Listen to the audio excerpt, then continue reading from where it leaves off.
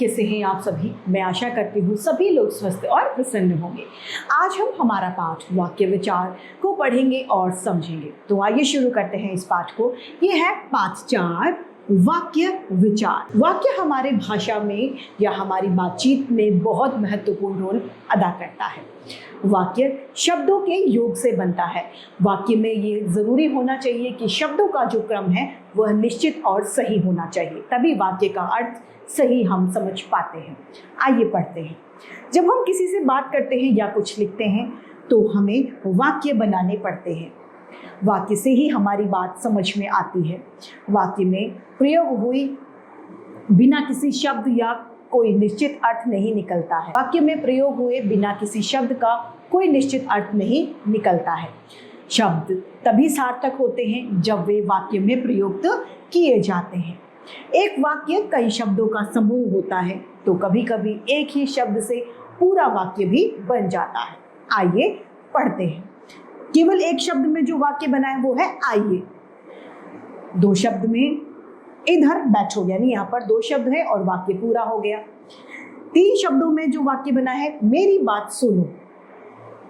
आगे है 4 शब्दों का समूह जो वाक्य बना है डाकिया पत्र लाता है।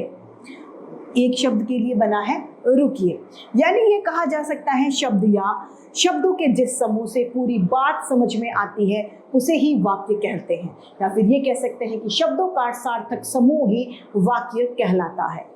आइए वाक्य और पदबंध। पदबंध को वाक्यांश भी कहते हैं।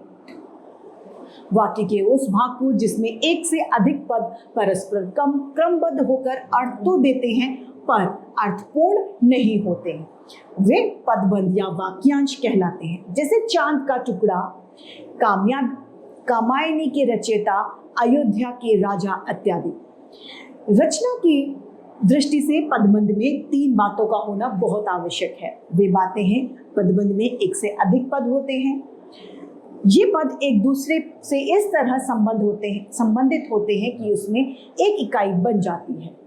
पदबंध स्वतंत्र पद की तरह प्रयुक्त नहीं हो सकता, वह किसी वाक्य का अंश होता है। वाक्य के अंग। अब वाक्य के कौन कौन से अंग होते हैं? वाक्य के 2 अंग होते हैं, उद्देश्य और प्रत्येक वाक्य के 2 अंग होते हैं, कर्ता और क्रिया। एक तो करने वाला और एक क्रिया। जब वाक्य का विस्तार होता है तो कुछ पद क्रिया में जुड़ जाते हैं और कुछ क्रिया किसमें, कुछ कर्ता में और कुछ क्रिया में जुड़ जाते हैं। जब कर्ता में कुछ पद आकर जुड़ते हैं तो उसे कर्ता का विस्तार कहते हैं। जब क्रिया में कुछ आकर जुड़ते हैं तो उसे क्रिया का विस्तार कहते हैं। क्रिया और कर्ता और उसके विस्तार को उद्देश्य कहते हैं। क्रिया के विस्तार को क्या कहते हैं? विधेय। यानी 2 भाग वाक्य के होते हैं, उद्देश्य और विधेय। उद्देश्य कर्ता कहलाता है, कर्ता को छोड़कर समस्त वाक्य क्या कहलाएगा? विधेय। वाक्य में जिसके बारे में कुछ कहा जाता है, जिसका वर्णन किया जाता है, वह उद्देश्य है। विधेय। वाक्य में उद्देश्य के बारे में जो कुछ कहा जाता है यानी उद्देश्य को छोड़कर संपूर्ण वाक्य विधेय कहलाता है। उद्देश्य और विधेय यहाँ पर अलग अलग हमें दिए गए हैं सारणी में। श्याम ने खाना पकाया, तो श्याम क्या है? कर्ता। करने वाला कौन है इसमें? श्याम। खाना पकाया विधेय है। रवि के भाई ने इस विद्यालय में प्रवेश लिया, तो रवि का भाई उद्देश्य हो गया, इस विद्यालय में प्रवेश लिया विधेय हो गया। मेवाड़ के वीर राजा महाराणा प्रताप स्वतंत्रता प्रेमी थे, तो मेवाड़ के राजा कौन हुए? उद्देश्य, और स्वतंत्रता प्रेमी थे, यह विधेय है। अब वाक्य के भेद। वाक्य के भेदों को 2 आधार पर बांटा गया है। पहला रचना के आधार पर और अर्थ के आधार पर। सबसे पहले हम पढ़ेंगे रचना के आधार पर। रचना के आधार पर वाक्य के 3 भेद होते हैं, सरल वाक्य, संयुक्त वाक्य और मिश्र वाक्य। सबसे पहले है सरल वाक्य। जिस वाक्य में एक ही उद्देश्य और एक ही कर्ता क्रिया होती है, यानी एक कर्ता एक क्रिया, वह वाक्य सरल वाक्य कहलाता है। जैसे वह तब आगरा में रहता था, वे आज शाम की गाड़ी से जाएंगे, इसका उदाहरण है। दूसरा है हमारा संयुक्त वाक्य। संयुक्त वाक्य वे वाक्य होते हैं जिन वाक्यों में एक से अधिक सरल वाक्यों को किसी समुच्चय बोधक अव्यय से जोड़ा जाता है वे क्या कहलाते हैं? संयुक्त वाक्य। जैसे वह आया था लेकिन चला गया, यहाँ पर लेकिन क्या है? लेकिन समुच्चय बोधक अव्यय है। हमने रवि को बुलाया किंतु वह नहीं आया। तुम आए हो या जा रहे हो, तो यहाँ पर क्या है? किंतु और या समुच्चय बोधक अव्यय है। अगला है मिश्र वाक्य। मिश्र का अर्थ है मिला हुआ। जिस वाक्य में एक प्रधान उपवाक्य और शेष उस पर आश्रित होते हैं वे वाक्य मिश्र वाक्य कहलाते हैं। जैसे मैं जानता हूं कि तुम चोर नहीं हो, प्रधान वाक्य क्या है? कि मैं जानता हूं। आश्रित क्या है? कि तुम चोर नहीं हो। वह लड़का फिर आ गया जिसे तुमने भगाया था, प्रधान वाक्य क्या है? वह लड़का फिर आ गया। और मिश्र आश्रित वाक्य है जिसे तुमने भगाया था। अब आश्रित उपवाक्यों के भेद। आश्रित उपवाक्यों के 3 भेद हैं संज्ञा उपवाक्य, विशेषण उपवाक्य और क्रिया विशेषण उपवाक्य। संज्ञा उपवाक्य। जो आश्रित उपवाक्य वाक्य की संज्ञा यानी कर्म, पूरक आदि के रूप में के स्थान पर प्रयोग में लाए जाते हैं उसे संज्ञा उपवाक्य कहा जाता है। जैसे कि उसको कहा कि मैं आपका साथ दूंगा, उसने कहा कि मैं आपका साथ दूंगा। मुझे बताओ कि तुम क्या चाहते हो। इन उदाहरणों में रंगीन जो शब्द हैं ये सभी क्या हैं? आश्रित उपवाक्य। अब विशेषण उपवाक्य।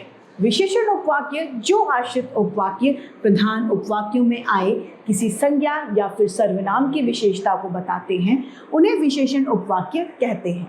जैसे कि वह पुस्तक कहाँ है जिसमें एक सुंदर कहानी। तीसरा है क्रिया विशेषण उपवाक्य।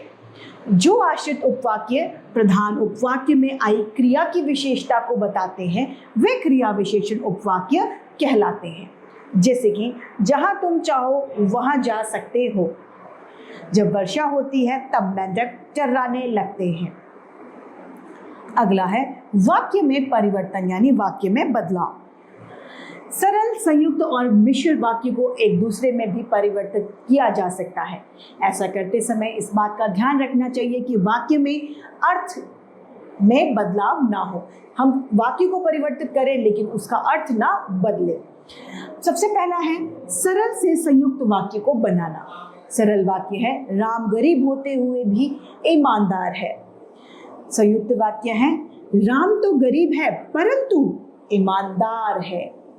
इसमें परंतु वाक्य से ये सरल वाक्य वो संयुक्त वाक्य सरल वाक्य संयुक्त में बदल गया।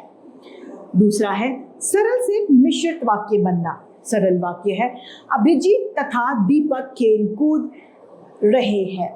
मिश्रित वाक्य है जो खेल कूद रहे हैं वे अभिजीत और दीपक हैं। अब संयुक्त वाक्य से सरल वाक्य में परिवर्तित करना। संयुक्त वाक्य है सभी लिख चुके हैं लेकिन पूजा अभी तक लिख रही है। इसमें क्या है? लेकिन शब्द किसका प्रतीक कर रहा है? संयुक्त वाक्य का। अब सरल वाक्य क्या हो जाएगा?